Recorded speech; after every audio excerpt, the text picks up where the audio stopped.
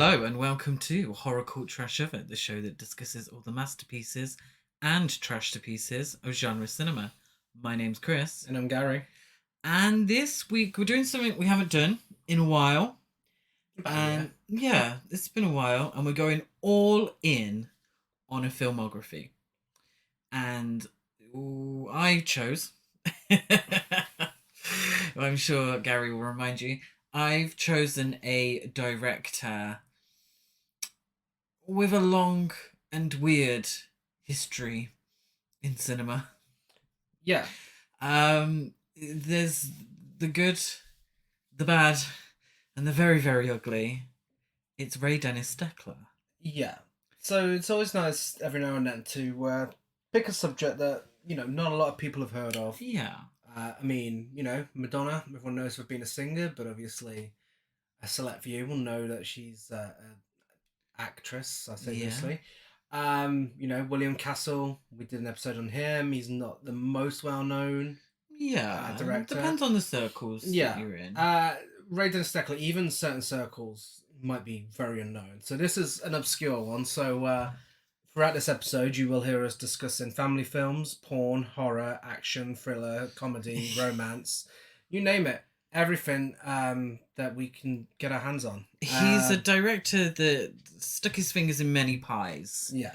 Shall we say, and didn't play by any kind of rules, which sometimes rules are there for a reason. And we'll pretty much go through his whole filmography here. Wow. I mean, let's start from the very beginning. Yes, very good place to start. He was born in Reading, Pennsylvania, where his grandmother largely raised him and nurtured his love of films. And it was at 15 that he received an 8mm home movie camera from his stepfather and started shooting an amateur pirate film with his friends. Now, that didn't stop. that didn't stop. Amateur films with his friends. Yes. This director, he's very much... The passion that he has for films is definitely there to be admired. At the very end of all this, we will be discussing a film that it wasn't good, but I found very touching, because you can see that he loves what he does. Mm-hmm. How his ideas come about is another thing.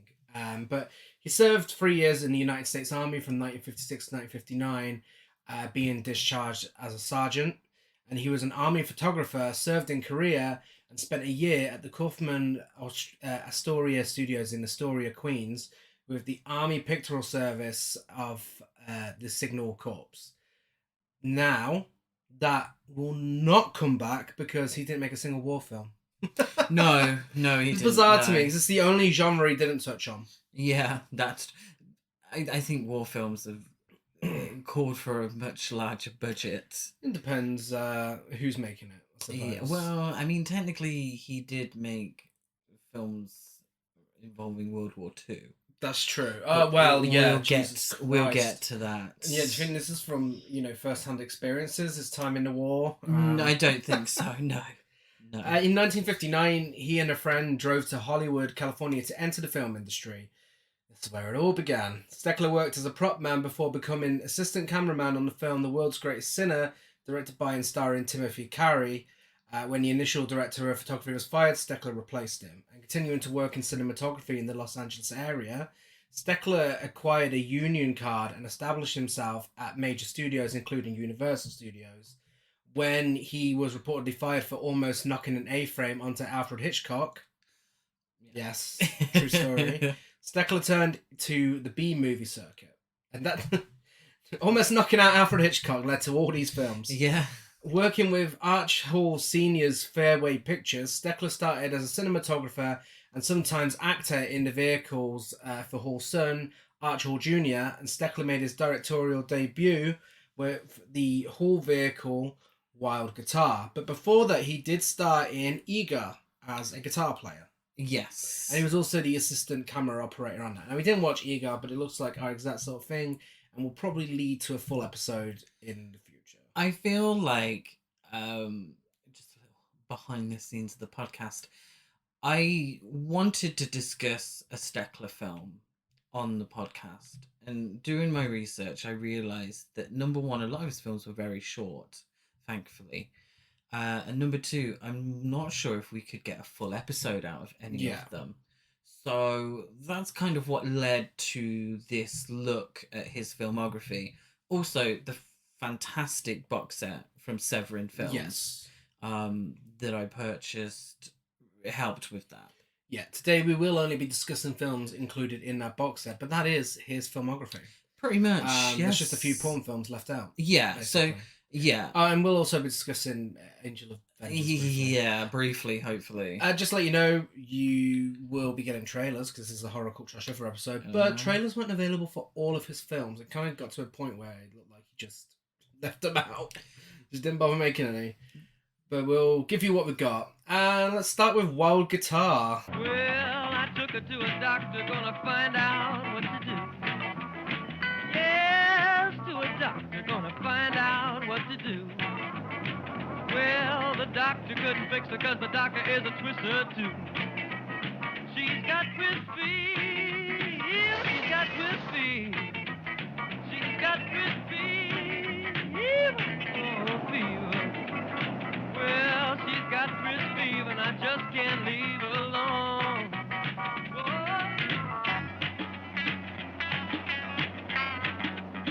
Whoa, fever, oh, fever, fever. She's got twist fever. Wow, twist fever. She's got twist fever.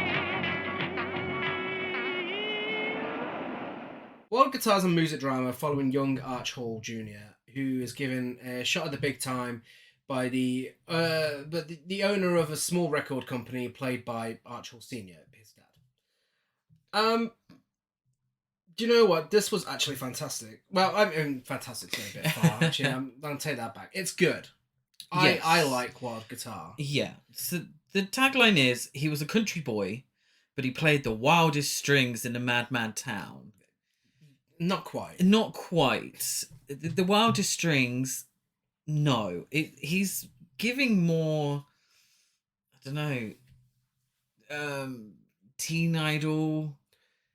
Yeah. Kind of not really like rock and roll. Let's be completely honest, this is an Elvis biopic, but they weren't allowed to use Elvis's name. There are so many similarities in here that were used in the Elvis film. And a lot of biopics, that same sort of format's there, but of course this is not based on a real person. I don't feel necessarily it was a biopic of Elvis, but what it was trying to be was an Elvis film. Yeah. So I forget just how many films Elvis made. And I feel like this was trying to be within that genre of Elvis vehicles that were kind of there to sell music more than anything else. And Arch Hall Sr., I think in many ways was I think he came from a place of wanting to be a star and it never worked for him. Yeah. So he invested all this money in films for his son and lived his dream through his son. But I kind of get the gist that his son wasn't fully into it and didn't necessarily want to star in these vehicles and sing and be the teen heartthrob. Yeah, his son looks a lot like John C. Reilly, which, having seen Walk Hard, made this a lot funnier and intentionally. Right. There's also, you can see the signs of Steckler's weird style with this film, especially with an early scene in a diner, which is like something out of Twin Peaks. Like, something's a bit off with everyone. And there's even a kid with a toy gun, and when he shoots it, he makes the sound of a real gun and scares two guys. Yeah. It's weird. There's something just weird there about it. And Steckler himself is in the film as a character called Steak. Yes. So... yeah, there's this sort of glimpse, should I say, of Steckler's weirdness, Yeah. but it's kind of constrained because he was a director for hire Yeah. by the senior, Arch Hall Senior. So it's kind of, as we progress through his filmography, we realize that he most of the time doesn't like to be stuck to a narrative or a style or stuck to a script. Whereas in this one, he does, because he is the director for hire. This isn't necessarily his film, but there are glimpses of these moments, and it probably benefits from the fact that Steckler wasn't completely in control of everything. I mean, it's a good job he kind of distanced himself from Archel Senior, because Archel Senior was worried whether this film would play when the original choice of the state character was a black guy. I see. So Steckler told his friend who was in the role that he had to go, and then he took on the role, and then this is when Cash Flag was born. Cash Flag, yes. So Cash Flag is his stage name. Yeah, for when he's acting. Yeah. We watched a mini sort of documentary on him, which is part of the Incredibly Strange Films show by Jonathan Ross. And he really takes this Cash Flag seriously. Like, he did 2 separate interviews for it. One in the Cash Flag, one in the Ray Dennis Steckler. Yeah. And the whole joke is that this Cash Flag is just a really unhinged guy, and it just adds another layer to Steckler that's just so weird and honestly entertaining. Yeah. I mean, his name's Steak in this film, and he only eats steak for breakfast. It's fucking so strange, and it only gets weirder. Yeah, and I the thing I like about Wild Guitar is that it's a product of its time. Yeah. And it's got that Americana that I love, and that we've seen in other podcast episodes. I love that style of Americana. Yeah. I love the go-go dancing beach babes. I love the random songs that don't really make sense in the context of the film. I love how the hair is pristine even after a fight scene. Yeah. I love the coiffed hair that makes Bud's head look massive. Yeah. His head looks huge in this film, and I love it. It's so silly. Highlight for me, though, Vicky Wills. It has to be Vicky Wills. So Nancy Sarr plays Vicky Wills, the love interest of the film. And she was a former ice skater who, after her film career ended, went on to train the South Korean figure skating team. And there's a scene where she not only ice skates, but she ice skates. She does. She's doing spins, she's doing twirls, she's doing things that I don't know the name of. Yeah. She is ice skating. More impressive than every single one of his music So songs. impressive. Way more impressive than his guitar playing and singing. The film should have been about ice skating. It should have been. And another great thing about this film is the cinematography. It's something with a few of Steckler's films is he knows how to make a film. And it looks fantastic. It looks really good. Like the musical scenes and everything. He did a really good job of directing this. He's, and we'll discuss it further, but had a knack of choosing or helping start the career of some very successful cinematographers. Yeah. And directors of photography. So, I mean, he did kind of... A lot of these films didn't make money, let's be fair. I don't think any of them did. No. I don't think they were ever destined to be talked about by 2 queer blokes in Salford in 2023. No. They shouldn't have lasted. But they have. But he did kind of make his money from photography. Yeah. Out, with the films not making any money, he did have to make money somehow. I'm assuming that the porn films did make money, though. Potentially. Because they cost $10 to take. Wild Guitar, before we move on, was restored by director and fan Nicholas Winding Refn and featured at a Black Deer Festival in 2019. So he's got some famous fans. He has. I think this film in particular, it's a highlight in his filmography. Another highlight of the film though is Daisy. Yeah. We always sort of focus on the women in these films. You mean Mae West? Mae West. So there's a scene where our hero is being tricked into debauchery with a young lady called Daisy. And she's introduced, this is Daisy. She's going to teach you how to swing. And she does. She does. She definitely does. But after musical, drama, comedy, romance thrown into one, he dipped his feet into a different kind of pond. That pond being horror. And that brought that brings us to his most famous film, The Incredibly Strange Creatures Who Stopped Living and Became Mixed Up Zombies. Incredible is the word for the world's first monster musical. See in magnificent Eastman color the daring, dancing, enticing, and horrifying. The incredibly strange creatures who stopped living and became mixed up zombies.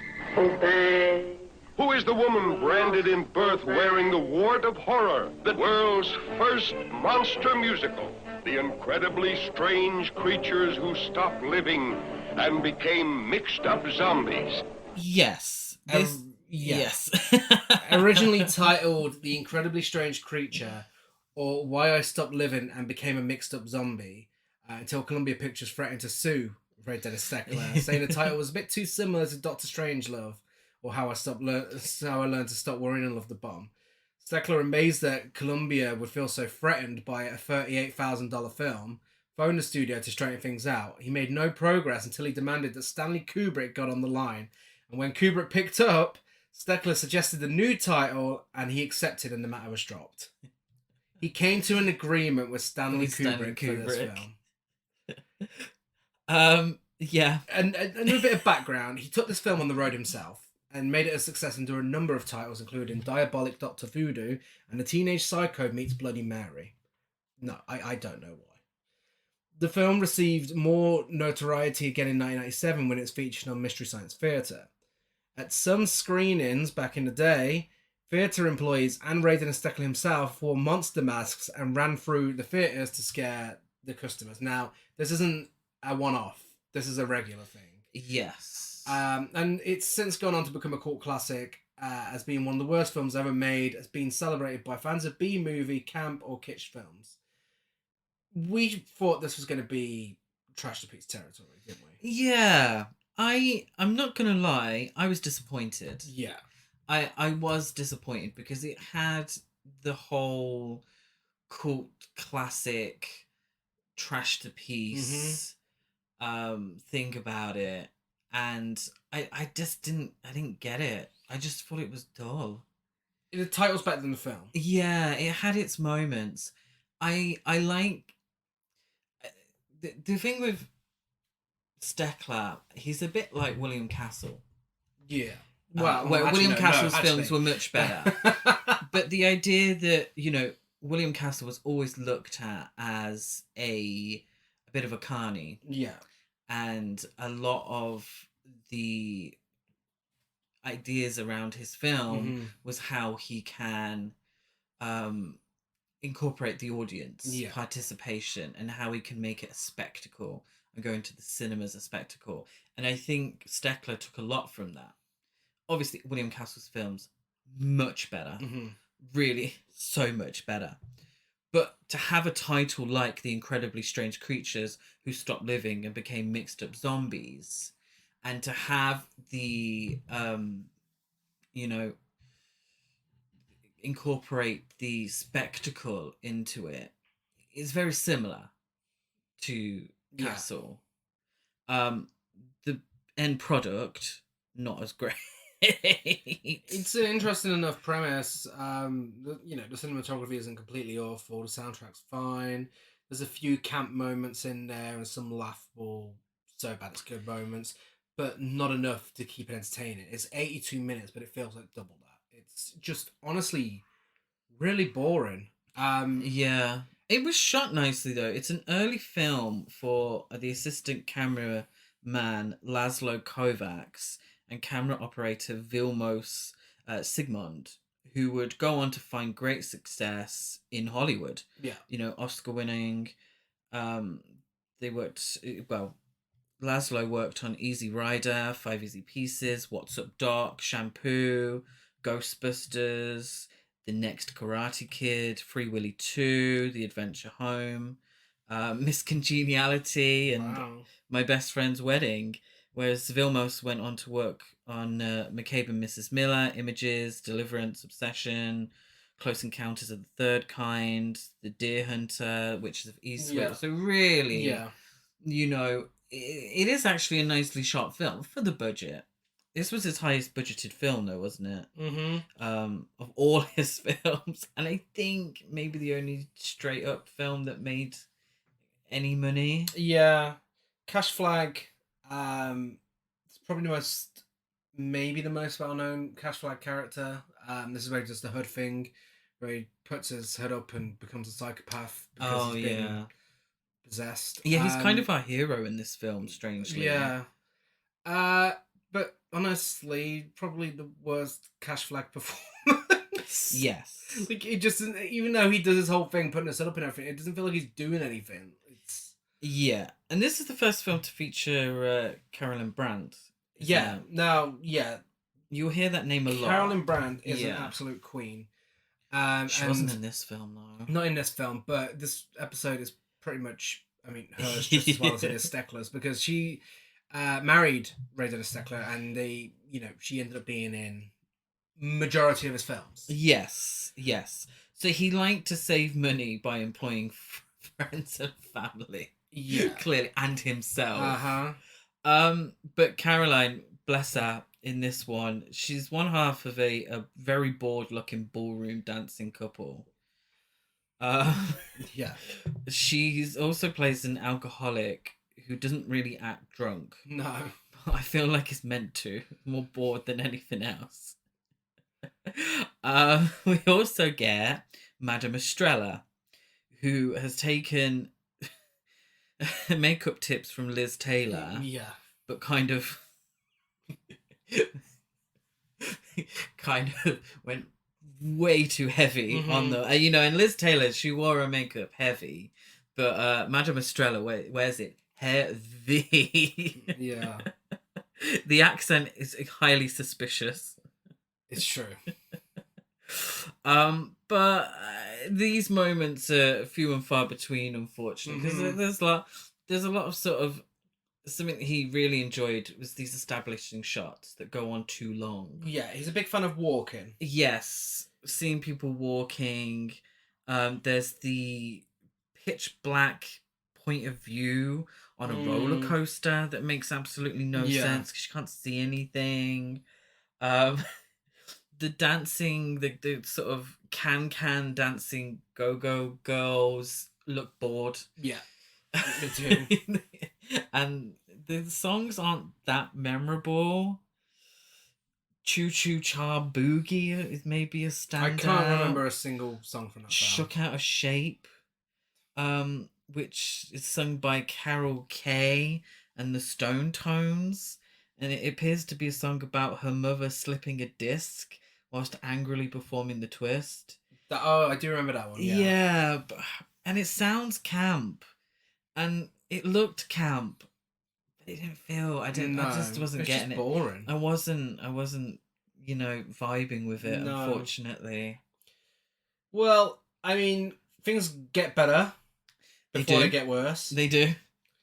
In 1964, Ray Dennis Steckler brought us The Thrill Killers. It's a hallucinogenic nightmare. You are put in the middle of the picture with bloodthirsty maniacs all around you. Not only on the screen, but live maniacs in the audience.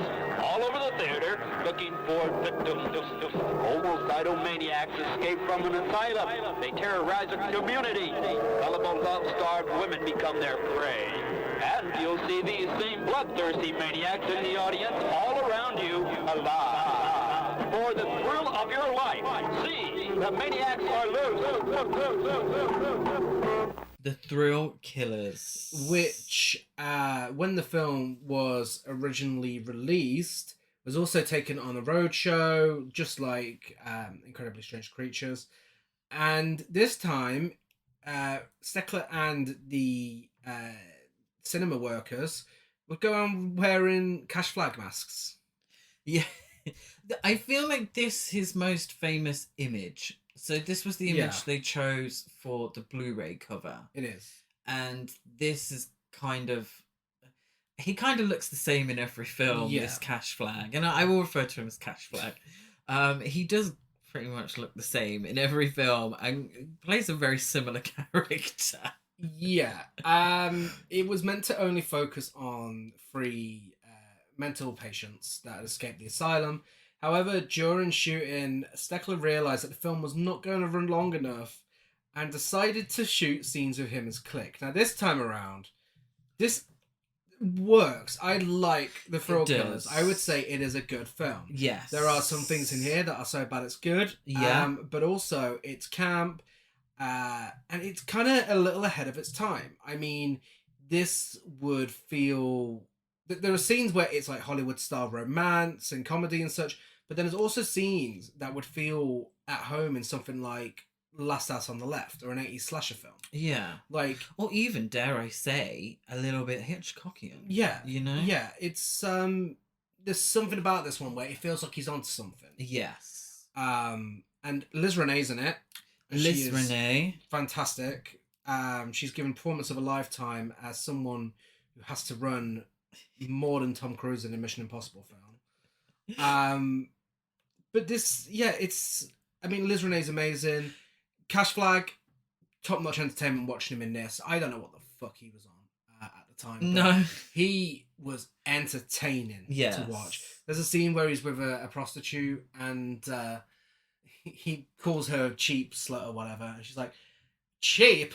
$50? You call that cheap? And it is just camp entertainment. It is ridiculous.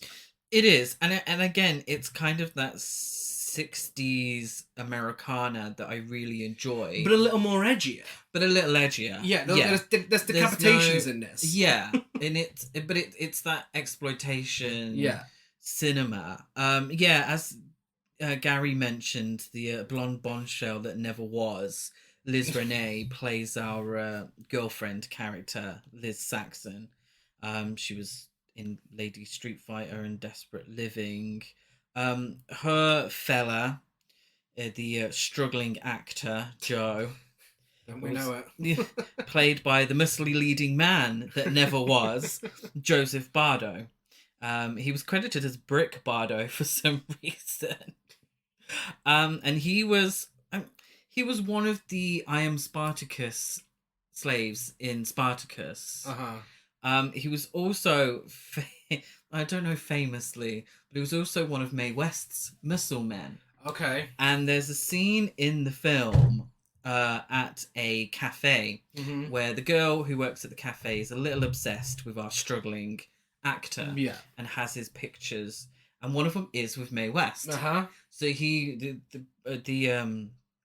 Bardo, whatever it's Joseph Bardo, Brick Bardo, he was one of on stage Mae West's muscle men. So that is a picture of him in real life, which is quite funny when Mae West pops up randomly in any film. Yeah, you can tell that. You could tell that Steckler is a Mae West fan. There are certain things that pop up here and there where people talk just like Mae West. This film also has a very upbeat rock and roll soundtrack. Yeah. Even during scenes where people are running for their lives and being murdered and such. That's true. That is very true. And we even get a chase on a horse as well. Yeah. A horseback chase. This is something that Steckler did a lot, where the tone changes or the tone doesn't Yeah. quite match, or he gets a little bored and decides to throw something completely random in. It works in this Yeah. to a certain degree. And this isn't a perfect film. No, Don't, it's don't a hot get mess. don't get it twisted. You know, but it's a camp kitsch mess, which makes it enjoyable. It's not boring. But he never worked with a script. No. So it's very much B movie, more like C, D, E, F movie. Well, we'll stick with B. Low budget guerrilla filmmaking where he just kind of got friends and family involved and decided to just shoot and go for it. Yeah. And if he weren't feeling something one day, then he would just film something else and just try and slot it in. Yeah. And it most of the time it doesn't work. No. But it sometimes makes really fun films, Yeah. like The Thrill Killers. Yeah, I mean, there's decapitations, dancing, horse riding, an upbeat rock and roll soundtrack. It's got it all. Liz Renee running through the Long, mountain, just constantly running. She's running. Where is she running? I don't know like where the she's rocky running to. terrain.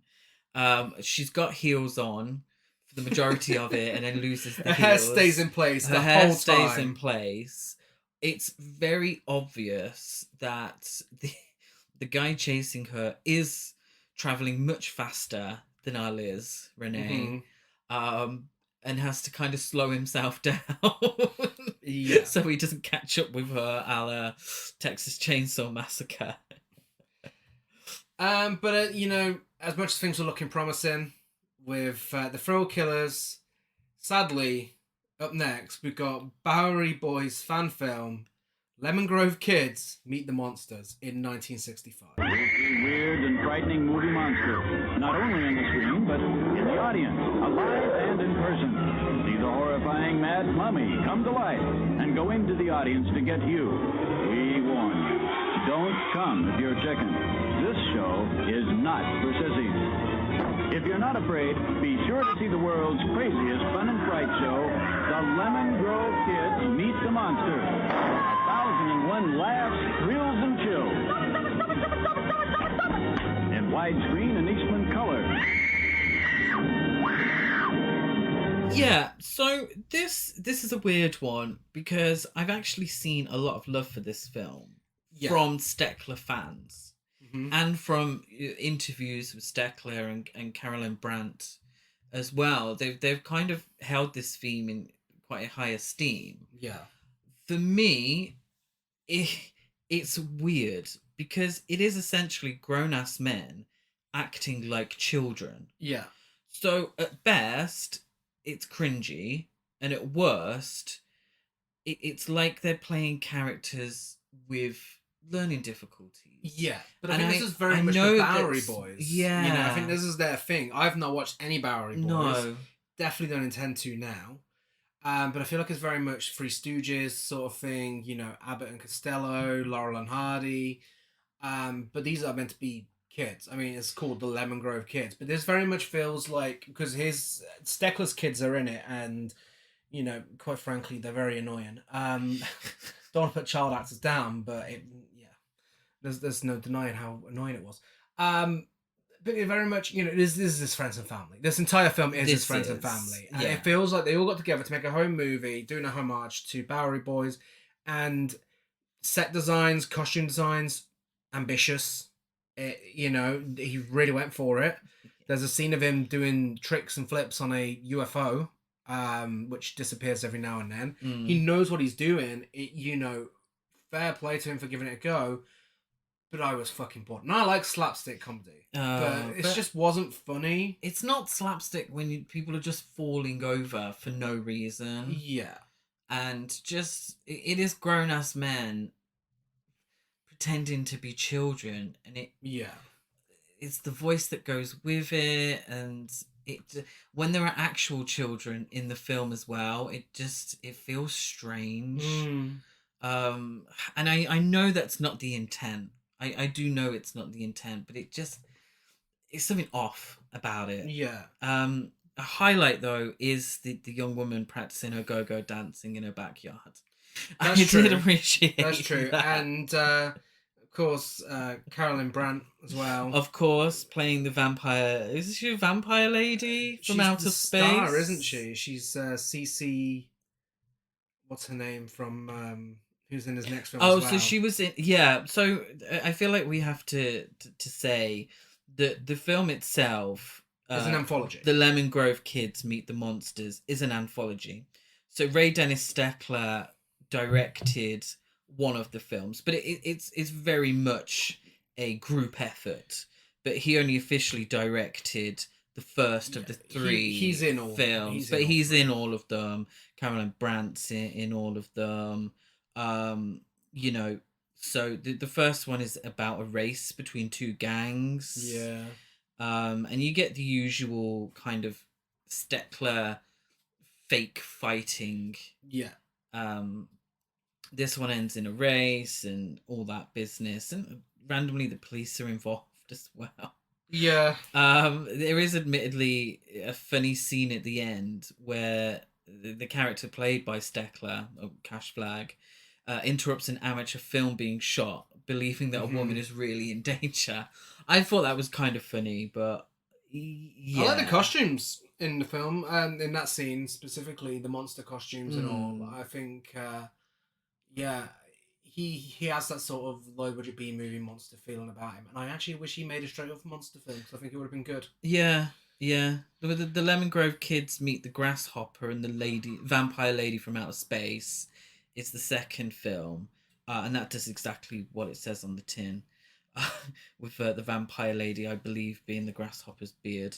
And then the third film is The Lemon Grove Kids Go Hollywood, which is very much a precursor to Ruthless People, with Hollywood actress C.B. Beaumont being kidnapped for $1 million, but her agent doesn't give two shits. Yeah. Obviously Ruthless People. Have you seen Ruthless People? Not, no. You need to watch Ruthless People. It's Bette Midler gets kidnapped and held for ransom by Judge Reinhold and Supergirl. Can't remember her name. Helen Slater. Helen Slater. And Danny DeVito's her husband. And he's like, I don't give two shits. She can keep her for all I can. Wow. She pretty much, took inspiration from this. The Lemon Grove Kids Go Hollywood. Producer, cinematographer, and editor Keith A. Wester's film debut. And much like you've said with other members of the crew, he went on to receive 6 Academy Award nominations for sound mixing. The films were Black Rain, Waterworld, The Rock, Air Force One, Armageddon, and The Perfect Storm. Oh. Yeah, good for him. That's, yeah. Good for him. He got something out of this. Everyone's got to start somewhere. Not everyone's a Nepo baby. So you got to start somewhere. That's true. Next up, a film that very much feels like a continuation of The Lemon Grove Kids is the 1966 action comedy superhero thriller classic, Ratfink a Boo Boo. Ratfink a Boo Boo. Ratfink a Boo Boo. Help me! Will somebody please help me? The Ratfink will. Ape, drop that girl.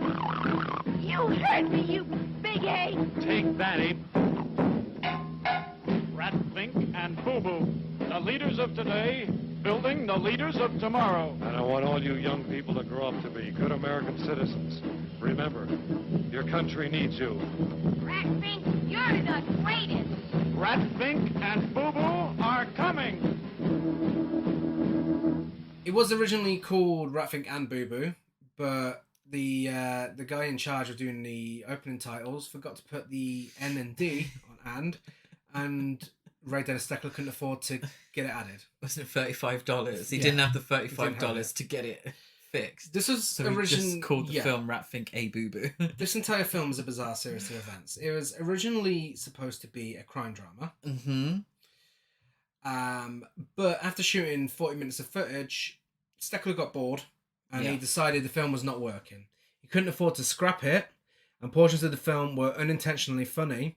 So he had 2 characters go into a room, burst out in makeshift costumes as Ratfink and Boo Boo.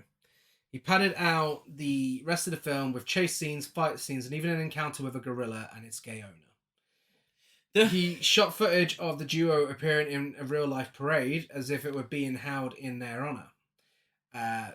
They just hijacked a parade, basically. And that's Rat Finker Boo Boo. A film that I gave the same rating to as Lemon Grove Kids. So this one gets a love heart because this is fucking hilarious. It is. The shift in tone, it'll give you whiplash. Yeah. It's so weird. It's so quintessentially Steckler as well. Now we've been through his whole filmography. Yeah. This may be his most Steckler film. Yeah. It's hard to describe. Just it is like everything rolled into one. It is. Even the wild guitar musical scenes. This one has a character who just keeps going around singing about how much he hates women.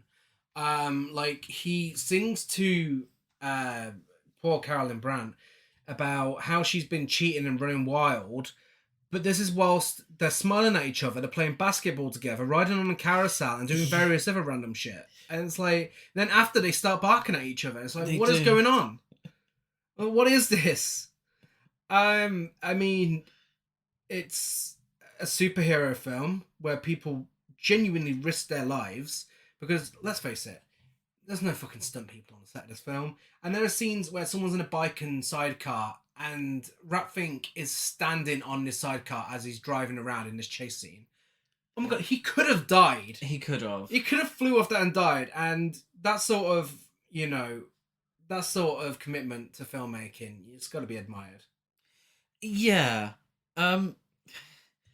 Standouts for me are the fact that Lonnie Lord has sold 10 million records and has only 3 fans that show up for anything. The aforementioned strange song that completely out of place. The actually genuinely quite scary phone calls. Yeah. To see CB Beaumont. CB Beaumont is really difficult to say, by the way. Yeah. What a stupid name. CB Beaumont, where they're at her door, at her window, and then it kind of leads nowhere. Yeah. It completely goes, it cuts away and it's like, okay, was she killed? Was she murdered? And then she turns up at a fella's house, gets a phone call at a fella's house, and runs home. Yeah. And like, well, no, isn't that... They know where you live, CB Beaumont. How they know where she lives, I'm not really... Or how they knew where she was. And her fella, Lonnie, whatever his name is. There's so many questions. Questions. It's best to just forget them and then just enjoy it. And enjoy the moment that those two men walk into that closet, struggle to get back out, and then return in the worst Batman and Robin rip-off costumes ever put to film. Yeah. Just enjoy it. Even Steckler himself said about the film that it's that moment that the audience goes wild because they were bored up until that point. Yeah. and then the film becomes a comedy. Do you have anything to say about Kogar, the gorilla? Kogar the gorilla. No reason to why he should be there. No reason as to why he should be there. But there's also no reason to why this film should exist. So. Yes. His owner is visibly gay. Kogar is played by Bob Burns. Yeah. Who has a long career in special effects, with a speciality seemingly in gorilla suits, according to his IMDb. He worked on Peter Jackson's The Lord of the Rings trilogy and King Kong. Yeah. So again, a real weird start for people's careers. Yeah. I suppose if you're behind the scenes, you're not really blamed for any of it. Well, yeah. It tends to be the actors and actresses and the directors that get all the blame when things are shit. Thankfully, we've now reached the peak of Ray Dennis Steckler's career. Starting in 1969 with Body Fever. So, Body Fever has a poster. Where it's a needle and someone in there who looks like the singer Seamat, looking like she's trying to get out. Now, I don't know why, because this is not a horror film. This is actually a neo-noir, following a down-and-out private detective who is hired to catch a woman who dresses like Catwoman whilst committing robberies. Yeah. As weird and wild and camp as that sounds, this is actually probably his most serious, mature and grounded film. Yeah. It's a weird one. Because one of the posters says, this unusual Raymond Chandler type detective movie is set in the sordid underworld of drug trafficking and prostitutes. It involves Charlie Smith, Private Eye, whose job is to find Carrie Erskine and fast. Carrie has ripped off the ringleader of a drug racket, and he is now after her blood. Exciting chase sequences and fights add up to a hell of a Private Eye story with an ending that will certainly surprise you. But it's marketed, poster-wise, at least, as like a horror film. Yeah. I thought it was going to be a slasher film. Yeah. But it was actually a quite interesting detective story. Like Gary said, a neo-noir. Yeah. Liz Renee and Joseph Bardo are back from the Thrill Killers. They return as uncredited party guests. I appreciate. I would like to do a deep dive into Liz Renee's history and her career, because she was most famous for the guys that she dated off screen, particularly one who was a known member of the mafia. Yeah. And it kind of destroyed her career. And I'm sorry, a little tangent there, but I'd love to do a deep dive on her sort of story and her filmography. But yeah, this film is also not as drug heavy as I thought. If anything, it was almost like a precursor to The Long Goodbye, the Altman film. Yeah. Strangely enough to say about a Steckler film. It really caught me off guard. Yeah. The performances are really good here.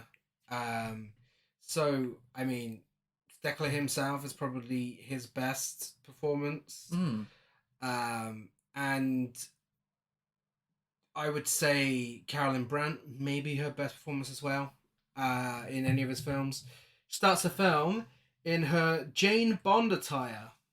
Yeah. A Catwoman / James Bond parody character who we will be discussing a little later on in a place you may not expect to hear Jane Bond discussed. Jane Bond. And when that started, I thought, okay, here we go.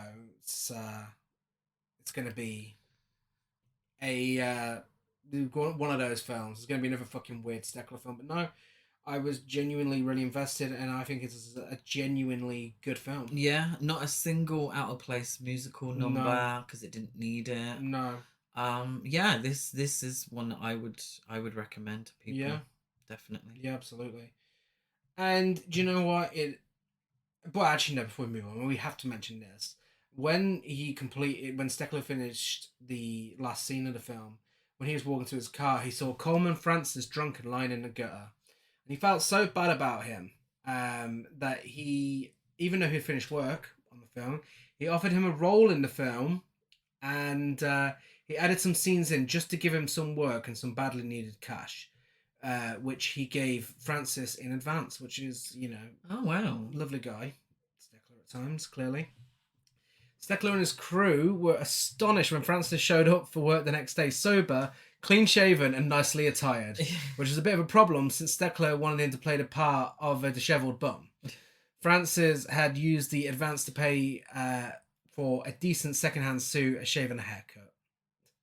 That's very nice. It is. Of him, yeah. And I again, it kind of reiterates the idea that Steckler ultimately doesn't care too much about the end product, if it makes sense. Yeah. Or, he would just throw in an extra character just to help someone out. Like, okay, but what about the film? A big chunk of the film was also shot in Steckler's basement. And a sequel to Body Fever titled Bloody Jack was filmed in 1972, shot on 16mm film, starring Steckler, Brandt, and Herb Robbins. And the film had a basic serial killer plot. Yeah. Charlie Smith returns, and all the women he knows start to get killed. Principal photography was completed, but the film was never edited or scored. It's something Steckler did a lot as well. Start films and not finish them or not release them. Again, I just think it's because this was almost like a bit of a hobby to him. Yeah. He didn't really have enough skin in the game to want to make sure these are big box office hits. You know, very cheap to make, really didn't matter too much. Seemingly he had another flow of income. Caroline Brandt in an interview suggested it may have had something to do with Quaaludes, but we're not too sure. But he did photography and such. So these were kind of passion projects to a certain degree, so he could afford to just be like, you know, if it ends up shit, it ends up shit. It's just, this is what I fancy filming today, or this is, you know, all that business. Well, next up in 1970, we get Cynthia, the Devil's Doll. So, Body Fever was ambitious. So is Cynthia, the Devil's Doll. I mean, this is top-notch, weird entertainment, psychedelic, trippy 70s horror. I mean, there's a bit of a problem with the pacing in the middle section. Some of the dialogue's laughable. But aside from that, this is the sort of weird shit we love, and he did a really fucking good job with this. It didn't star Caroline Brandt. Do you think anyone else was really, any of his friends and family? It just felt like an actual film. It felt like it was actually, you know, an actual production that wasn't just a home movie. He was actually having a hard time casting the lead female part. And the actor who plays the father, Ted Rotter, he was on his way to Steckler's offices when he had car trouble and got a ride from a girl, a Sunday school teacher no less, and when the two of them came in together and Steckler gave Rotter the script, Steckler looked at her and exclaimed that his Cynthia had been found. Yeah. This Body Fever and Cynthia are two films that have quite a bit in common. I feel like it's Steckler going for a more coherent film. One that sort of makes sense from beginning to end, that isn't completely tonally here, there, and everywhere. There are also both films that were marketed confusingly. Yeah. Because the tagline to Cynthia is half child, but all woman. How abnormal can a girl be? It doesn't quite make any sense. And it's called Cynthia the Devil's Doll. There's no doll in it. There's no reference to a doll. IMDb says that she's trapped in the body of a doll or something, which makes absolutely no sense because that is not the film. Metaphorical. Maybe.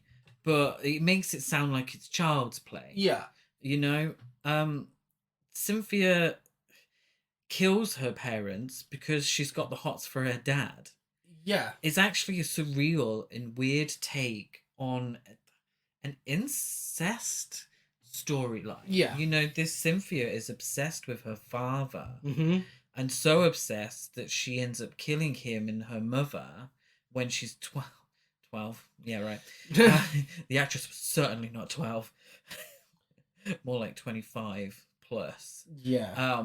But she ends up killing her parents because of her obsession with her father. She has these weird dreams, and we have these very strange, almost Kenneth Anger-esque dream sequences. Yeah. And it of course, you know, the whole thing doesn't make any sense because it is a surreal film. It's meant to be weird. Yeah. It's meant to be out there. But it is almost cohesive. It is, you know, has a start, middle, and end. Mm-hmm. The end is essentially her waking up and like, I'm fine now. But the bits in between are very visually striking. Yeah. And it actually it's quite entertaining. It is. It is. I mean, it starts with, you know, her killing the parents and then a orgy in hell that's shot with a sort of psychedelic style. Yeah. Yeah. It's really, really weird. Probably his weirdest film. But, you know, that's what we love. That's what we love. And, you know, I wish he made more films like this. Yeah. Than Body Fever. I really do. Because, you know, the sign is there for a fantastic filmmaker who could have gone on to make bigger and better things. Yeah. But did not. My highlight from Cynthia is when she and two companions are watching what appears to be a topless version of Who's Afraid of Virginia Woolf, starring her parents, where they're both quarreling because they're both gay, and her mother comes on to her afterwards, and then she dreams of her father marrying her. Yeah. Also, a big takeaway from this is the fact that Lana Del Rey could and should wear, and in some cases has probably worn, every single outfit in this film. She could play every character. So, Lana Del Rey, late 60s. Yeah. That hair, that style. No one works in a Waffle House, but it's that kind of Lana Del Rey aesthetic. She could play every character in this film. She could. But yeah, with that being said, Body Fever and Cynthia, for me, that is the peak of Ray Dennis Steckler. That's the highest of the highs. And Thrill Killer's up there as well. But those are the highest of the highs. Sadly, that means we're moving on to the lowest of the lows. Starting with Blood Shack from 1971. So, we watched the 60-minute version, thankfully. This film couldn't be distributed unless it was a minimum of 70 minutes, so Steckler went back and added 10 more minutes of random footage from a rodeo. Oh my god, if I don't see another rodeo in my entire life, I'll die a happy man. This film was fucking excruciating. Oh, it wasn't just our first time at the rodeo, it was our fucking 50th time at the rodeo. Yeah, so this is so repetitive. This is a film about a young woman who inherits a ranch that's supposedly haunted by a murderous beast called the Trooper. The poster shows the Trooper, a big, ripped, bold man with a machete. You think you're in for a fun slasher flick.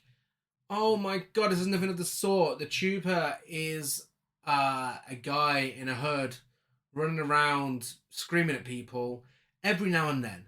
The rest of the film is made up of footage of his kids just doing stupid shit. Riding horses, watching rodeos, and Carolyn Brandt, I mean, her look is a serve, as always, but she's just doing nothing. No one does anything in this film, apart from the guy who's like, constantly like, stay away from that house, but that's it. That's all he does. Yeah. It begins in slasher film way. Yeah. With this silly bitch who's so adamant on staying over. She is aggressive. In this haunted shack. She's aggressively adamant that she's going to stay over. No one else wants to. He's like, oh, you're all a bunch of scaredy cats. And she says she's going to defeat the ghost, whatever. But then acts scared. She's surprised when he shows up. The whole time. She's in her bra and knickers for some reason. In a bed that looks disgusting. Yeah. She's out in the middle of nowhere, and she's surprised when he turns up. She's not prepared whatsoever, despite being violently adamant that everyone else was a bunch of scaredy cats. Yeah. Stupid. I thought it was Chopper and not Chooper. Sometimes it sounded like people were saying Chipper. Way too much time dedicated to watching Steckler's kids explain but also play musical chairs with one chair because it's only the two of them. A lot of time dedicated to some random dude who wants to buy the ranch, harassing Caroline Brandt into selling him the ranch. And I ain't being funny, the ranch and the shack, absolute shithole. Yeah. It don't look like anything could live there. It's even said that no horses could live there. Yeah. The Caroline Brandt character, she is dressed to the nines. She is. she looks like a real modern woman about town. Yeah. Why she's decided to live on this ranch? Girl, if someone's offering you money for that shithole, take it. Absolutely. Like, get yourself another nice outfit with it. Fucking hell. Exactly. She has a photo of herself in She her home does. for some reason. I mean, who can blame her when she looks like that, you know? The narration has a really, really annoying echo effect for no reason whatsoever. Yeah. It's just she plays Carol in the film, and Carol, yeah, we went to the rodeo and the kids came. It's a Carrie Bradshaw style. It is. Narrations. And the, you know, She loves narration. are we allowed to give spoilers? You did say how Cynthia ended. Oh, did I? Oh, yeah, I did. Well, this one has the guy who's harassing her turn out to be the trooper, but turns out it's not the trooper. I don't know. Yeah. It's awful. It really is abysmal. And it's bottom of the barrel, and I just don't know where it came from. After 2 hits, 2 good films in a row, to then this crap. What I'm assuming is that the 2 decent films didn't sell. Yeah. And so he kind of went back to not pretending, but maybe mismarketing something as a straight up slasher film. Yeah. When it's not. It's nothing of the sort. It very much just back to feeling like you're just making films for the sake of it. Yeah. But even this one didn't even have the decency to sort of have a tonal shift. No. It was just padded out with this rodeo crap. It's like, if you have to pad this film out, then maybe don't make the film. It's not a story to if be you told. if you don't have a full film to make, don't make it. Or just make it a short, you know? Well, with the decline of drive-in horror films of the nature Steckler was producing in the 60s, and following his divorce from Brandt, unfortunately, with whom he had daughters Linda and Laura, film stars, because they have no choice and they're constantly in every fucking film he makes. Steckler produced hardcore adult films during the 1970s and 1980s. Circa 1986, he married his second wife, Catherine, with whom he had daughters Morgan and Bailey. So now we have reached the X-rated version of the episode. The X-rated section of the episode. So if you're not 18 plus, you shouldn't have been listening from the start anyway. All we do is fucking swear and say dirty things. True. But yes, we are getting down to business now. Yes. Now he has a lot of porn films. We are films. discussing the ones included in the box set. Yes, so these are the ones included in the Severin box set. I'm not sure why these are the ones included, but ones not included, I would like to give you some of their names, if you don't mind. Yeah, go for it. Vicious Virgin, Pleasure Between Heaven and Hell, What You See Is What You Get, the French trilogy of French Throat, French Fantasies, and French Heat, Sex Rink, Teenage Massage Parlor, South of the Border, Rufus Potter's Hooker Scam, and many more, including Swing Club, Debbie Does Las Vegas, Debbie True Love Strikes Back, Plato's Retreat West, Cat House Fever. Yeah, essentially what we're looking at here is the fact that adult films were cheap to produce and always kind of had an audience, so they would always sell. Yeah. So the ones that we watched, we will discuss now. Yeah, starting with Nazi Brothel in 1970. Ooh. This may just look like a 54-minute comedy about Nazis with erectile dysfunction. It's actually the strong, empowering story of how Jane Bond infiltrated a Nazi brothel to get secret information, which eventually results in a big campfight scene. Before we get to that point, we get plenty of repetitive jokes, random title cards, plenty of shots being reused, and many, many, many flaccid penises. There's actually little to no sex in this film. There's virtually no sex, and this is the kind of gist that I got from almost. It's just what I got from Steckler's adult films that we watched, is that he wasn't too fussed about the sex itself. No. It was kind of a weird comedy centered around the sex. Like, he kind of had to include the sex to sell the film. And Carolyn Brandt's in all these films but never has sex. No. And the interview that I read with her, she didn't remember a lot of these. Of course not. Because they would start filming another straight up film. Yeah. And he would use that, the footage of Caroline, to bulk out the porn. Yeah.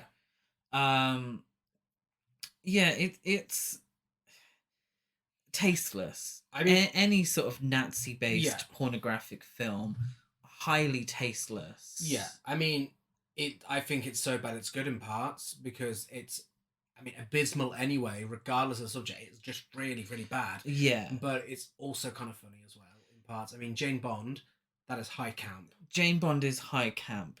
The fact, now there's 3 of them. And there's also title cards constantly that are like, Nazis are shit. Nazis can suck a dick, and so on. Yeah, and the idea is that, you know, it's not bigging up the Nazis. Yeah. It's essentially saying that Nazis can't get erections. Yeah. Okay. You know, are we for that? You know, we don't like Nazis either. So I suppose if the Nazis are the joke, then okay. I don't think the two meld together. No. Nazi and pornography. Just, it doesn't sit right. No. And he got a whole trilogy out of it. Yes. So, I mean, the second part is Love Life of Hitler's Nazis, where Hitler makes an appearance himself. Yeah. And there's more sex in this one, but a lot less Jane Bond. So this is just absolute abysmal trash. And the sex itself, when it does happen, is, I don't know, boring, I suppose. Really boring. I mean, really boring. Yeah. It's just... don't know how. But I mean, I don't know how crass we are gay people. We are gay people watching straight porn. So I kind of expected that anyway. But he's obsessed with blowjobs. Like, it is constantly. It's mainly blowjobs. It is mainly blowjobs. But when the actual sex happens, it's kind of always the guy sat on a seat and then the woman getting on top and like spending ages trying to get the penis into the right position. And I was just I was bored. Yeah, some of it is shot so. Some of it's like really hardcore and you can see everything, but some of it's like shot so badly to the point that you can't even see anything. Yeah, you could just be dry humping someone. And concluding his Nazi porn trilogy is Dr. Cocklove. Yes, you heard that right, Dr. Cocklove, also known as Sex Slaves of the SS, but I prefer Dr. Cocklove. The best thing about this film is the dialogue. Fuck Germany, fuck Hitler, and Greater Germany. Come on, big boy. I'll show you how we do it in Texas. Yeehaw. Yes. They just don't write dialogue like that anymore. You know? It's true. Confusingly, a lot of the characters are from Texas for some reason. Yeah. And it still has the required amount of floppy Nazi dick, but it also really spices it up with a double-ended dildo. It does. It really, yeah, you know, breaking boundaries. Yeah, one step further. But yeah, again, just again, if I never see another flaccid Nazi penis again, yeah, it would be great. But then we move on to his vampire porn films. Yes, starting with Count Al Cum. Count Al Cum, released in 1971. First few seconds, the Count himself is caught having a wank by the film crew. Oh. Jerry Deloney. It is coughing, isn't it? Jerry Deloney plays Count Al Cum, and he is hamming it up to the extreme. He is. He thinks he is in a prestige Hollywood comedy here, and he is doing his absolute best. But all he does is run around Las Vegas like a fucking idiot in a cheap vampire costume, telling bad jokes and just talking shit the whole time. He talks so much Even whilst we get a shit. few badly shot hardcore sex scenes, they're going at it, and he's just like, oh, well, look at this, everyone. Whoa. And there's only one couple that actually have sex in the film. It's just the same couple. It was a bit boring. I mean, he gets his dick stuck in the door at one point.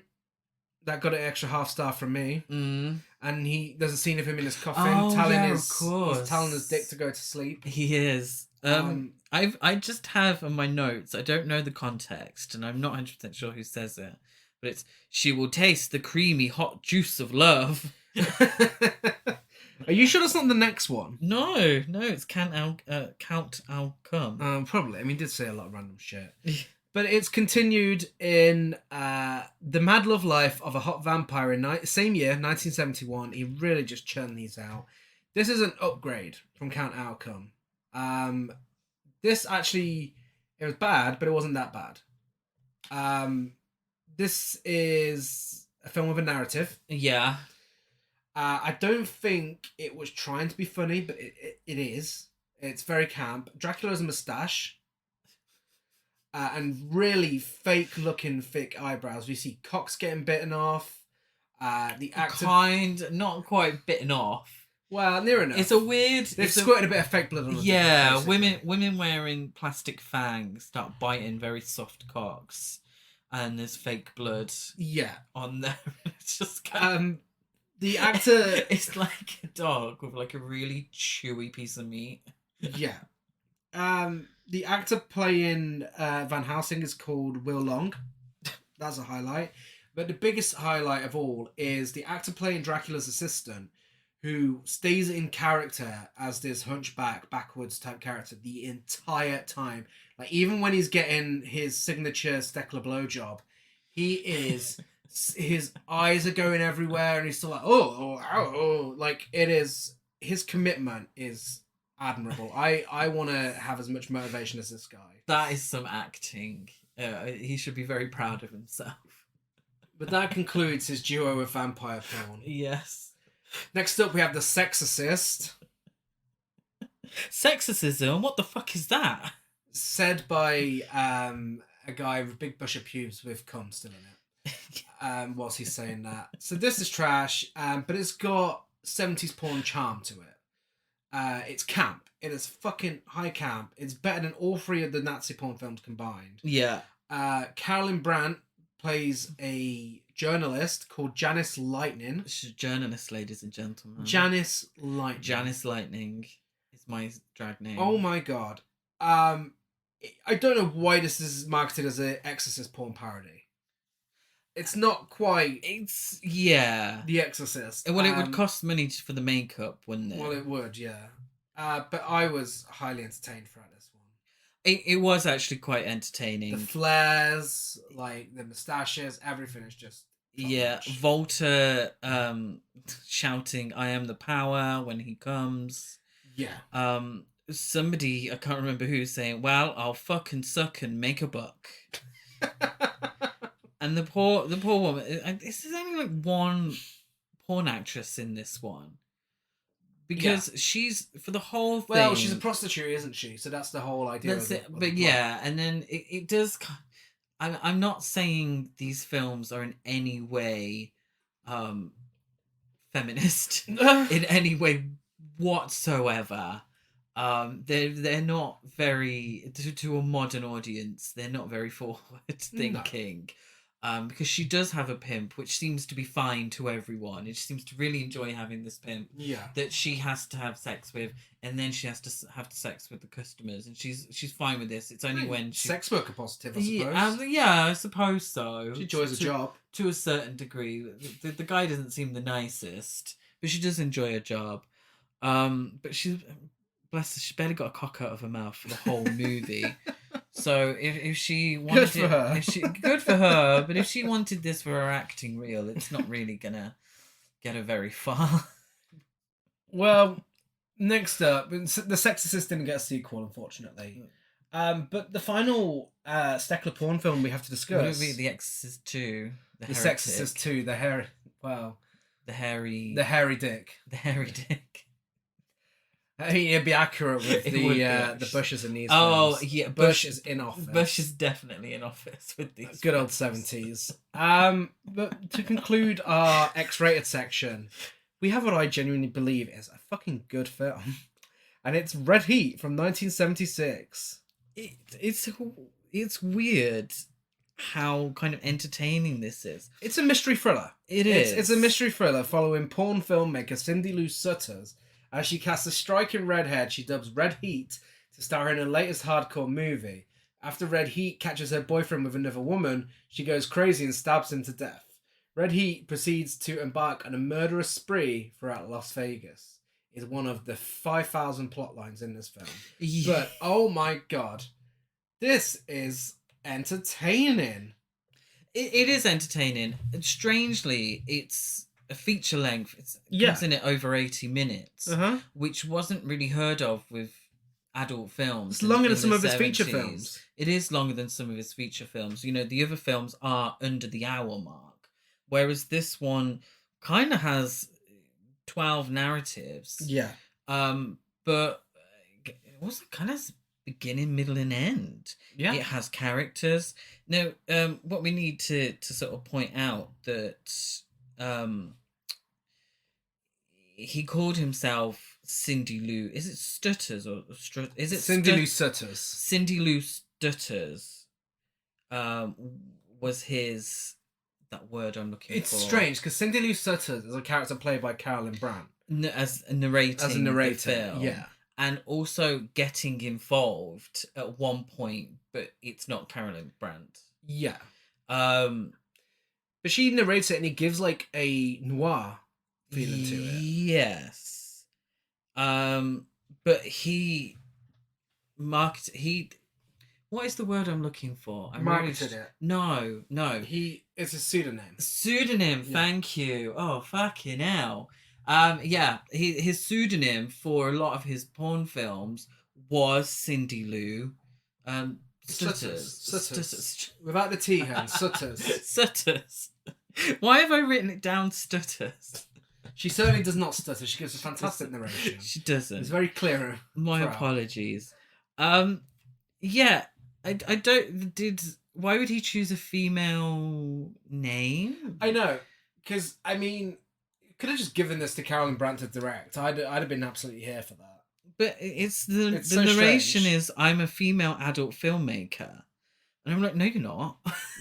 Yeah. But why would you make? It's why would strange. You pretend to be female to direct porn films? Are you trying to say anything, or is it just that's what you wanted to call yourself? You're like, well, I'm just going to pretend to be a woman for this one. There's a sort of giallo feel to this, like bright red blood. Used in that the sort of thing you see in Italian horror films around this time. The sex scenes are actually really well shot this time around. That you do not miss a thing.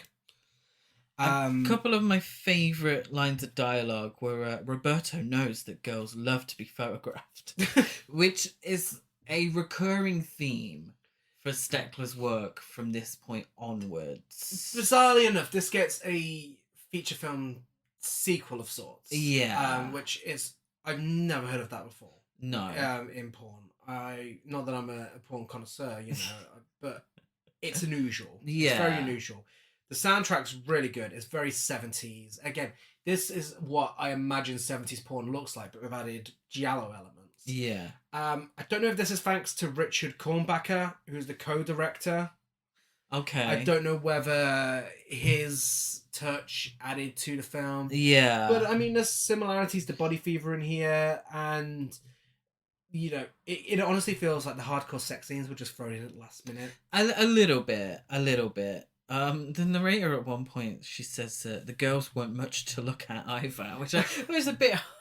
Yeah. Imagine and if then you shows were like, the overweight girl. Yeah, imagine if you were an actress in the film and you were like, oh, this is my big starring role, and then that had been put over your scene. I'm like, that's a bit harsh.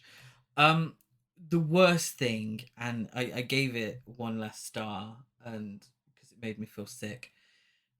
Pre-cum strings. Okay, you gave it 1 less star because of that. People might like that. Oh, it made me Just feel... because it's not for you. Isn't that what reviewing films is about? If it's something isn't for me. Yeah, but this is clearly put in there for someone's very specific kink. So of it's strings constant, of it's pre-cum. all the time. It made me feel sick.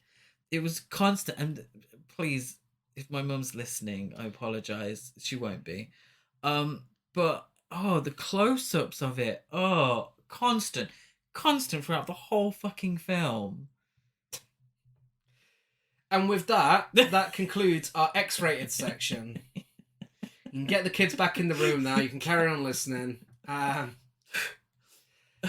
Unfortunately, it's a downward spiral from here onwards. It is. Red Heat was his third peak. Now he's gone back to feature films, and I feel like his brain is very much still in porn. We are heading into his serial killer trilogy, which continues the thrill killers, but doesn't continue the story. It's just another film about serial killers, and that brings us to Hollywood Strangler meets the Skid Row Slasher, his most profitable film. Oh, was it really? Yeah. Oh, wow. Home video. Okay, yeah. This is when it was starting to take off. This is 1979, and this is a slasher film following the Hollywood Strangler as he kills young models and the Skid Row Slasher who kills homeless men. What will happen when they meet? Honestly, one of the stupidest fucking endings in the history of cinema, let's be honest. Yeah. There's not one spoken word of dialogue that was shot for this film. Instead, it's narration and added in dialogue over pre-recorded background music. And this was also, in case you need another reason to hate this film, serial killer Ted Bundy's one of his favourite films. And they found a VHS copy of the film in his cell. And that's how it became a big seller, ladies and gentlemen. Yeah. The first victim in the film is talking very clearly while she's being choked. And it's like, please stop, you're choking me. But because of the way it's filmed, like Gary explained, she's speaking very clearly, even though she's got, hands around her throat. Yeah. And I just thought, okay, this is the level we're at now. And this is the first scene. It's so cheaply made. Yeah, and both of these characters are taken from Red Heat. Yeah. Same actors, and this is pretty much Red Heat, but without the hardcore porn and more murders. But it's kind of uncomfortable and sleazy, and honestly a little misogynistic, because we have Pierre Agostino, who plays Jonathan Click, the Hollywood Strangler, but then we have Caroline Brandt, who plays the Skid Row Slasher. She's not even given a name. No. And all of her scenes where she's for some reason murdering homeless men, really unclear what the motive is there. They're hardly present because they're not an excuse for cheap TNA. Whereas the Hollywood Strangler, all of his scenes include nudity, and it takes up most of the film. Now, he has a more of a motive. He's clearly just a big misogynist, but everything else in the film is just ridiculous. And spoiler alert, if you are planning on watching this, it ends with the two of them meeting. He strangles her because he's the Hollywood Strangler, and she stabs him because she's the Skid Row Slasher. That's the level we're at here. It's kind of, I feel like they were trying to play it out as some sort of love story between two murderers. Incredibly dull. It really was incredibly so repetitive. It was just the same thing over and over. There was a couple of standout moments. The soundtrack I thought was fantastic. He used synths in this one. And it's brilliant. And I think it looked great. He really does a good job of capturing 1970s LA, and it works as the backdrop for the more nasty scenes.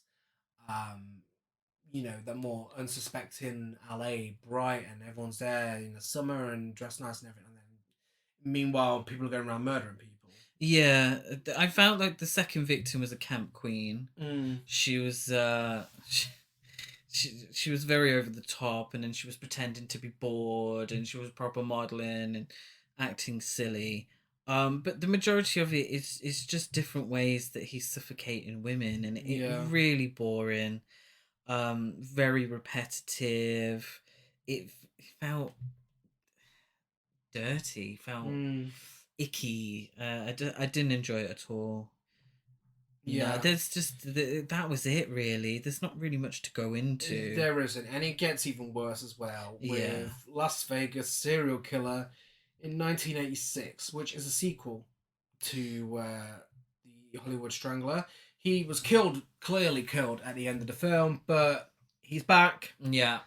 And with somehow, a weird accent. Yeah, and somehow Caroline Brandt, who didn't bleed to death, isn't back. She is dead, her character.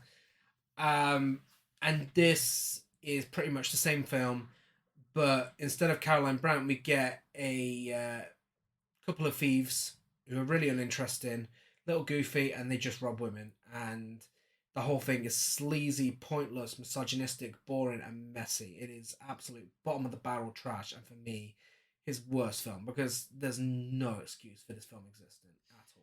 It's exactly his most walking as well in films. Yeah. So many fucking scenes of walking. So many establishing shots of Las Vegas. A lot of them during the day as well. And Las Vegas looks boring during the day. Just there's nothing to it.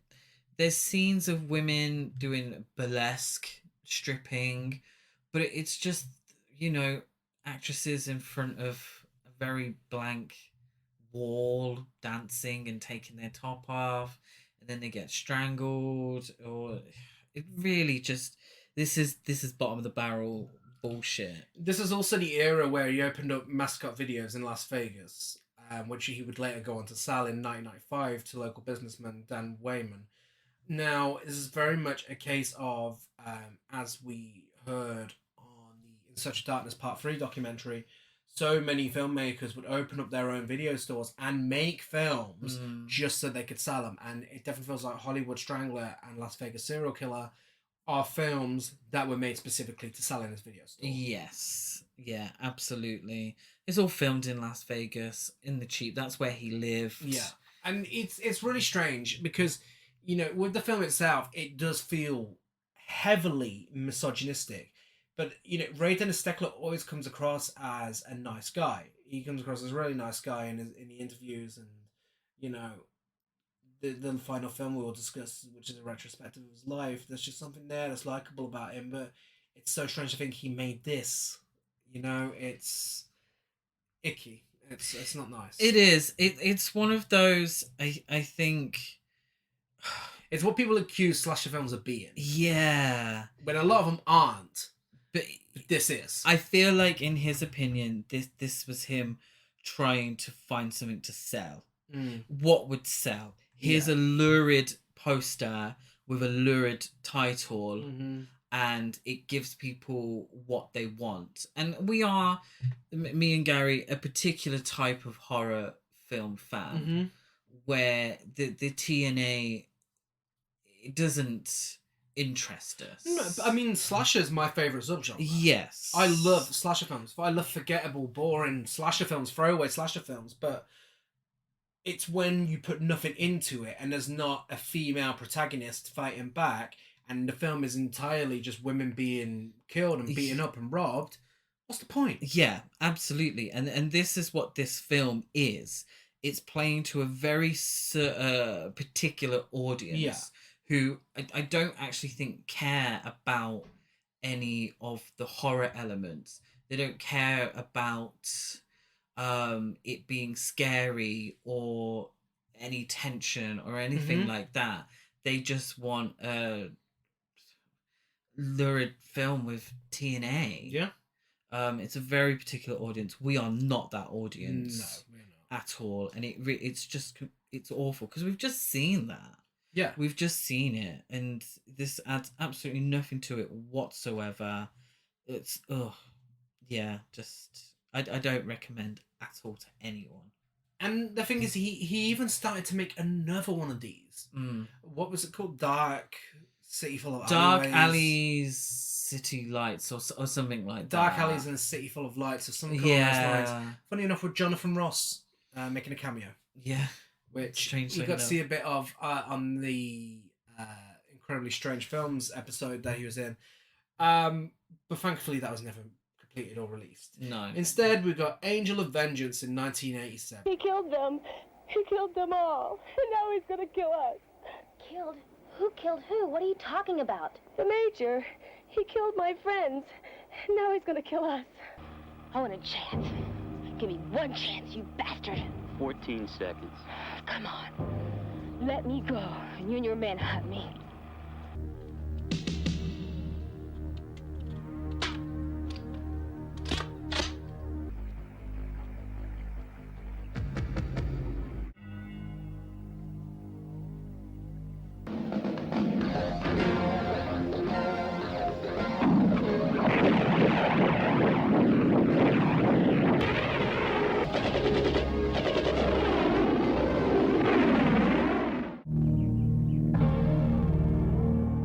So, Dennis Steckler was originally hired to direct this film. Mm-hmm. Producer Jeffrey C. Hogue fired him after 3 days of filming and replaced him with Ted V. Michaels, who had been director of photography.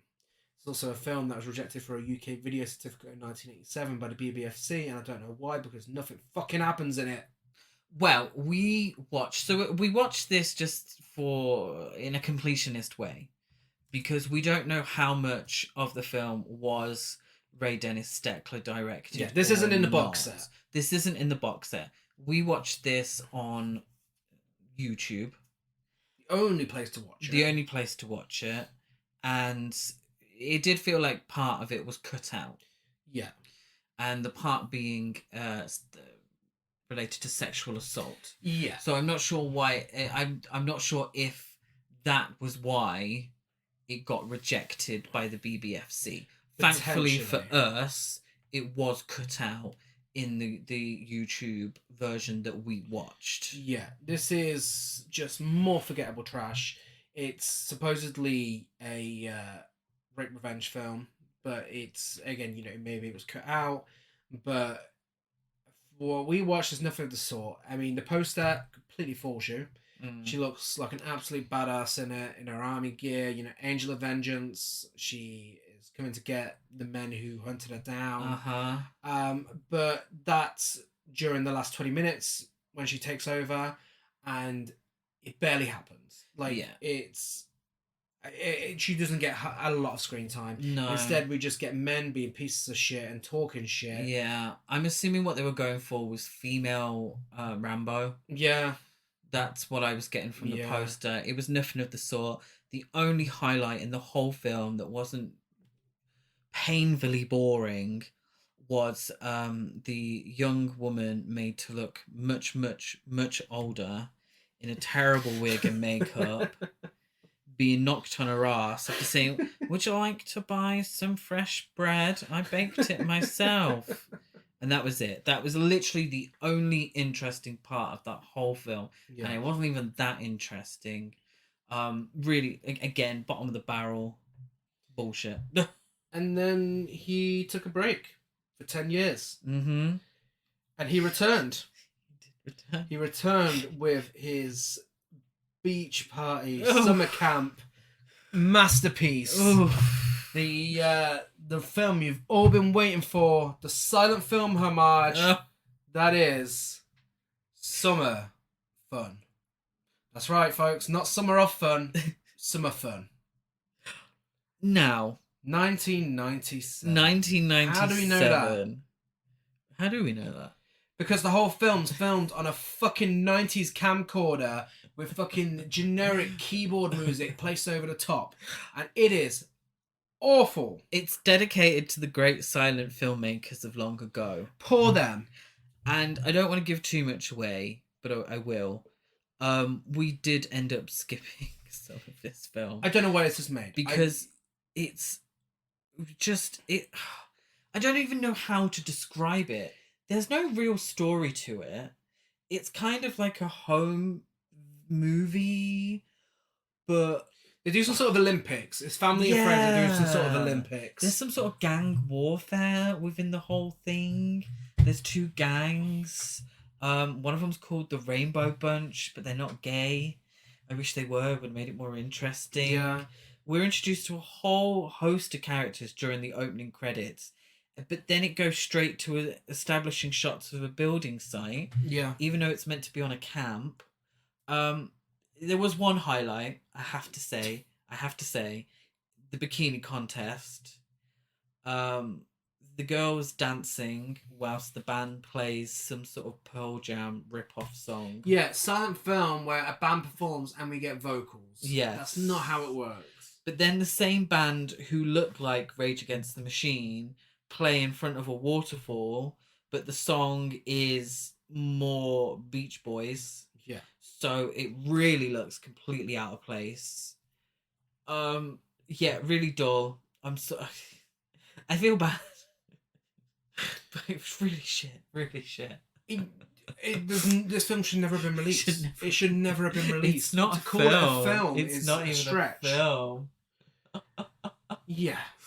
And then finally in 2008, after selling his films online for many years, Steckler announced production of his new film One More Time, which he described as an extension, as opposed to a sequel, to The Incredibly Strange Creatures, and he launched 2 MySpace pages and a website for casting actresses for his upcoming film. Steckler completed post-production of One More Time shortly before his death. It was filmed on location on the Santa Cruz Beach Boardwalk in Las Vegas on a budget of $3,800 using 2 digital 8 cameras. The film was released direct to DVD via his website and MySpace in 2009. And this is the big finale. This is the conclusion. This film baffles me because I feel like he's trying for something. Yeah. He's trying for that what was it? Nicholas Ray Lightning Over Water kind of end film. He knows he's close to the end. He knows he's, dying, and he's trying to do a retrospect of his career and kind of tie it all up and say, if this is what I've given to the world, his biggest film or biggest known film, it's kind of an add-on to that, and the way he feels about that. What it actually is a lot of flashbacks to Mixed Up Zombies. Oh my god, that's at least half the film is flashbacks to that film. Random, just shots of people walking down the street. He himself has a conversation with a man on a bench. Yeah. But he's obviously not mic'd, so we don't get... We spend ages just him, miming to the guy because we don't get any dialogue. A doctor tells Jerry that children who are ignored grow up to become killers, and that was it.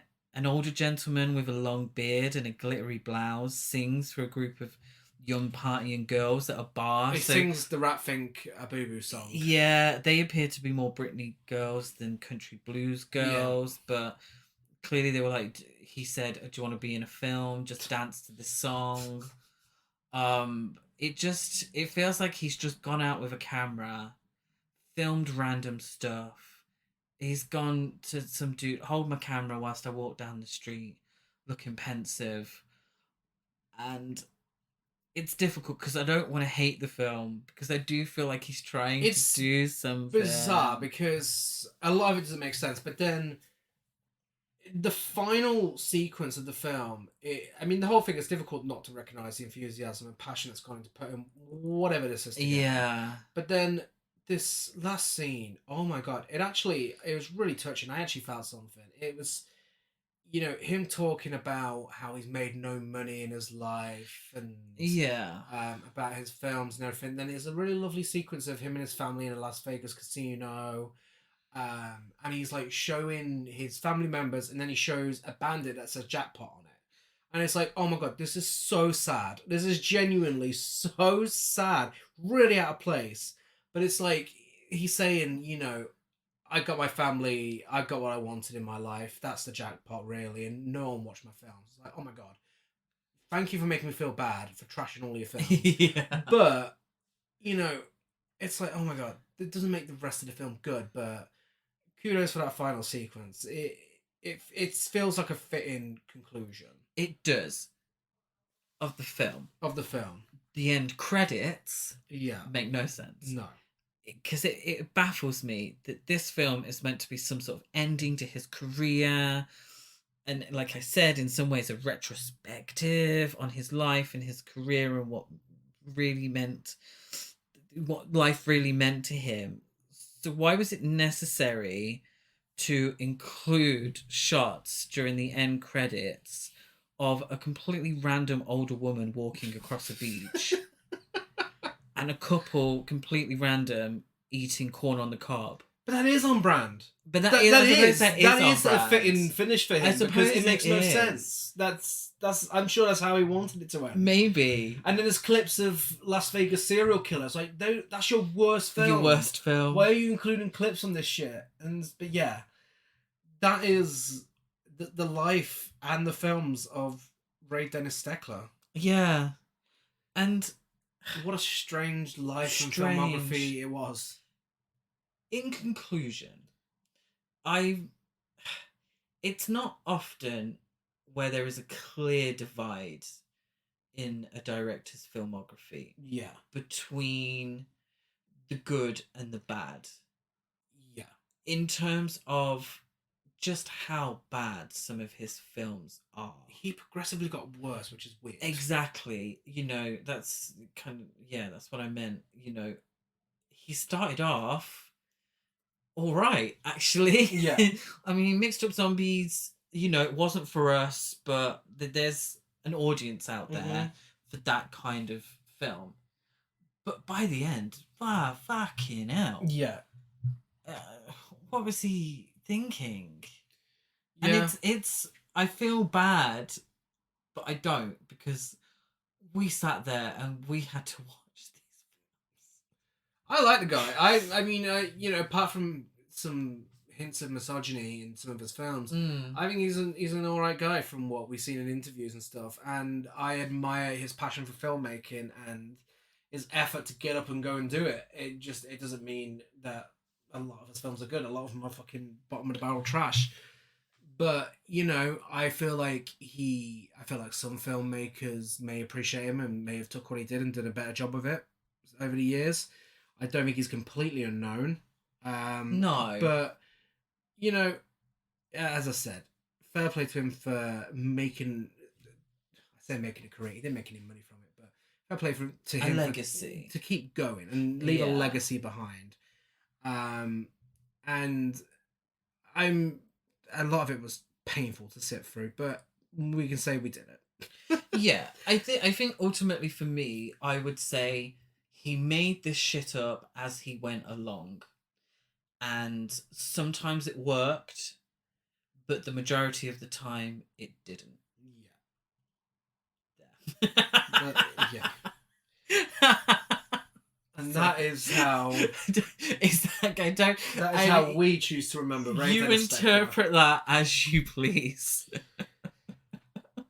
As with all of our episodes, we have got an award section given to his films. Starting off with Biggest Queen, I'm going to give it to Jane Bond in his porn parody films and Costume Only in Body Fever. Yes. Because she's a badass, nasty. Yeah, she is a nasty bitch in a good way. Nazi punching bitch, and I am here for it. Take those Nazis down. I completely agree. It has to be Jane Bond kicking dressed like Catwoman, flaccid Nazi ass all day. Yeah. Biggest gasp, I have the first psychedelic orgy in Cynthia the Devil's Doll. I did not see that coming at all. I chose the whiplash from the change in tone during Rat Thing. Yeah. I have a tie for best dialogue. Oh. First up, I have You're Cheap. Cheap? What's a cheap about $50? From the Thrill Killers.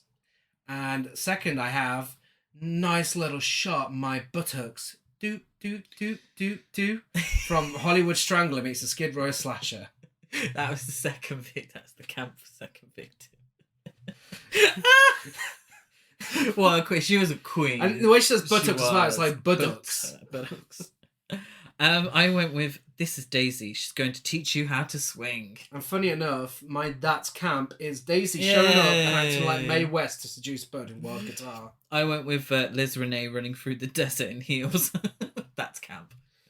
And that's it. Talk to us on social media if you've even seen any of these films. We are Horrorcore Trash Over on Facebook and Instagram. Did you say what your favourite film was? I'm about to. Horrorcore Trash on Twitter. Excuse me. My favourite of his films was Body Fever.